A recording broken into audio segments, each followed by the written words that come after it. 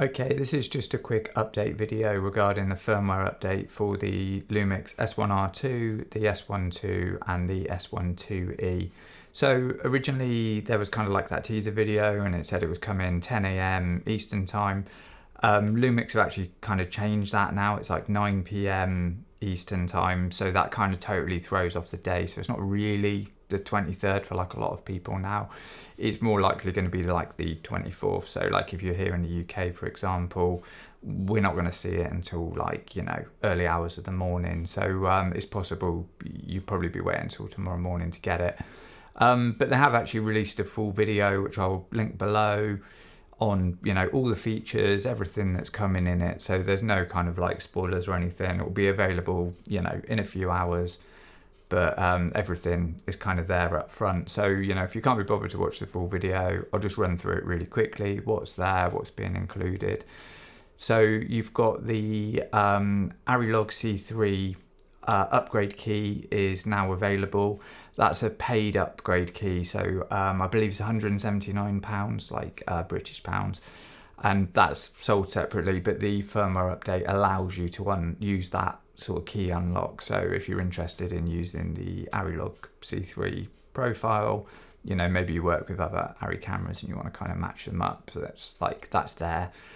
In terms of the like new feature set across the cameras, you've got the multiple frame markers, which to be honest, like should have really been in it from launch. That's like a new feature that's been added into some of the other newer cameras.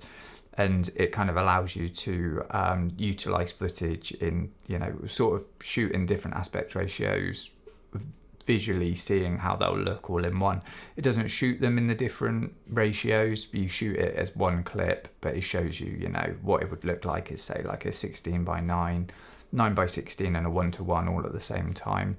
I'll link a video about OpenGate. It's kind of all, you know, leaning towards that, really. It's really useful for that type of shooting.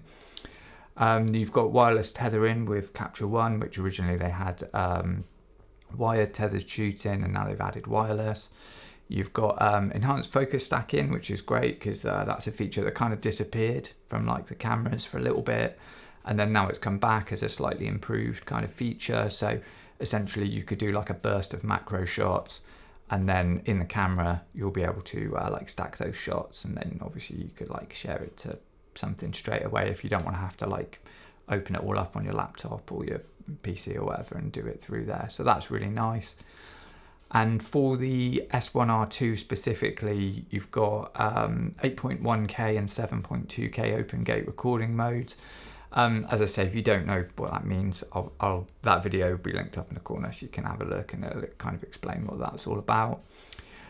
You've got HEIF recording, urban sports recognition mode, which is like a new focus mode for, you know, that type of shooting.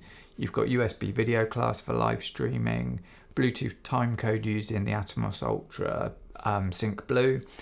You've got HDMI RAW output, so that's Blackmagic RAW, so B-RAW recording, ProRes RAW recording, HDMI RAW plus proxy recording.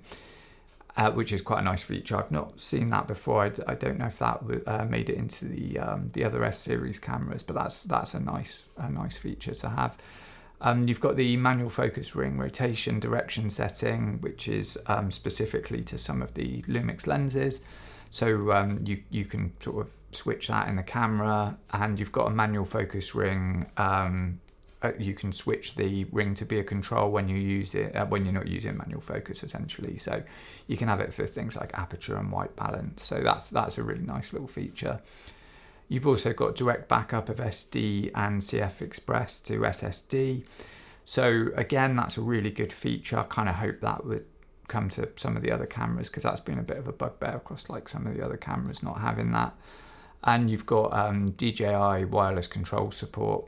So it's a decent update, you know, the S1R2 getting the lion's share of those things, but still for the other cameras, a worthwhile update. So if you've got any of those three cameras, keep an eye out, you know, realistically tomorrow for the update, and jump on the page and get that installed. So hopefully you found this helpful. If you have, give the video a like. If you want to see more Panasonic Lumix tutorials, check out the playlist on this channel, and please subscribe.